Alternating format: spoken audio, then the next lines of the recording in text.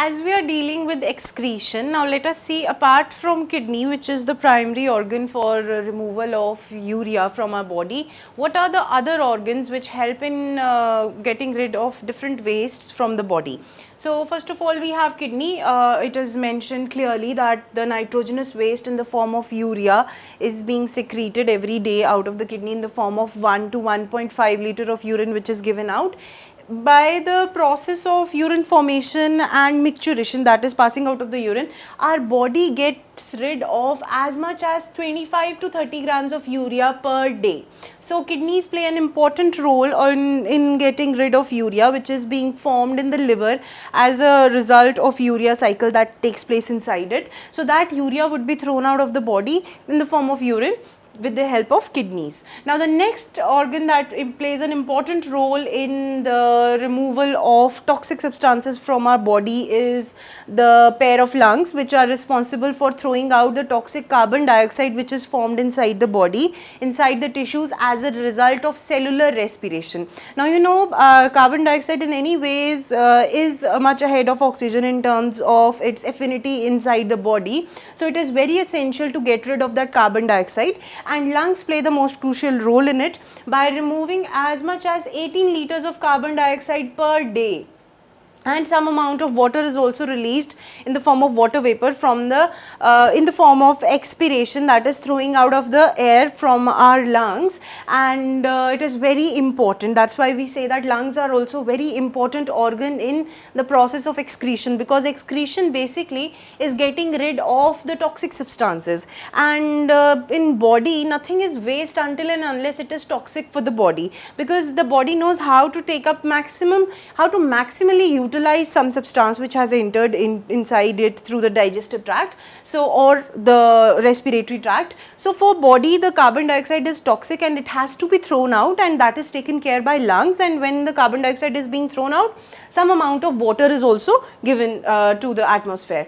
Now the third organ that plays an important role in getting rid of toxics inside the body, though it is also the one which generates the toxin of urea inside the body, but liver in the form of digestive waste. Digestive waste, when I use the term, that means the fecal matter that is being given out, that means the food that was not digested or that was not worth digesting, that is thrown out as it is. So in the form of digestive waste, what all is present inside the liver that it gets rid of? First is, due to the breaking of the RBCs, the bilirubin and biliverdin, the bile salts as we call them, these bile pigments are generated, they are thrown into the digestive waste and the body gets rid of it. Then there is cholesterol, degraded steroid hormones, vitamins and drugs which the liver throws inside the digestive waste so that it can be expelled out of the body in the form of fecal matter.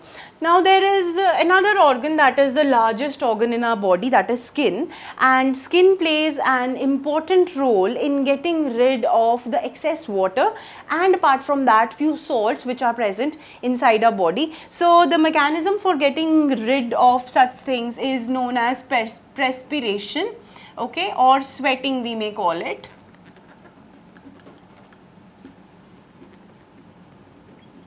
Okay, now you know that sweating is equivalent to evaporation sort of thing, and evaporation is known for its evaporative cooling. So basically the sweating of the body is responsible for thermoregulation of the body so that the temperature remains under the fixed standards of the body temperature. So we have sweat glands which are present all over the body. There are two types of sweat glands which are present all over the body. One is eccrine glands and other is apocrine glands.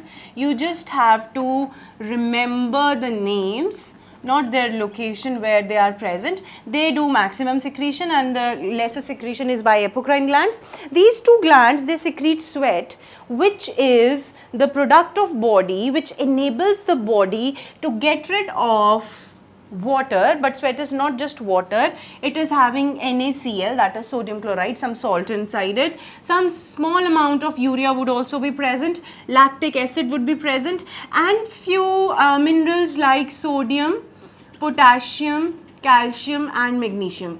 These four mineral ions would be present inside the sweat, and body would get rid of these excess substances in the form of sweat. Talking about another type of glands which are present in the skin are the sebaceous glands, the glands which are responsible for secreting the sebum.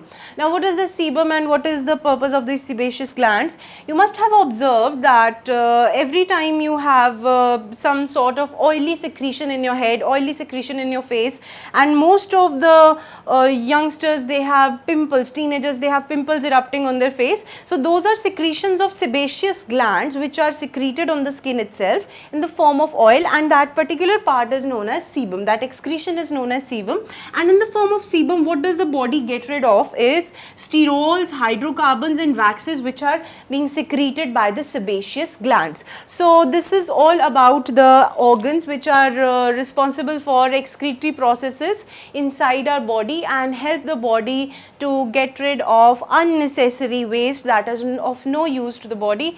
And with special reference to kidney, we do have other organs which perform special functions, that is lungs, liver and skin, of course.